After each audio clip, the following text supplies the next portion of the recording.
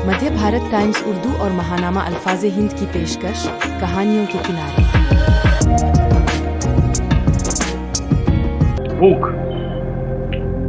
खातून railway station से बाहर निकली और रिक्शे वाले को पुकारा, ओ भैया, गांधी मैदान चलोगे? रिक्शा वाला फौरन बोला, जी मैडम, क्यों नहीं, जरूर चलेंगे। रिक्शे वाले ने अपने मैले कुचले रुमाल से रिक्शे की सीट साफ की और कहा, बैठो मेम साहब। रिक्शा फौरन चल पड़ा।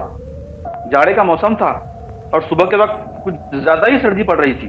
खातून ने स्वेटर के ऊपर शाल भी लपेट रखी थी। खातून ने रिक्शा वाले से पूछा, जिसके बदन पर एक बोसीदा महिला कुचेला बनियान और कई जगहों से फटी हुई पतलून के अलावा कुछ ना था, भैया आपको सर्दी नहीं लगती?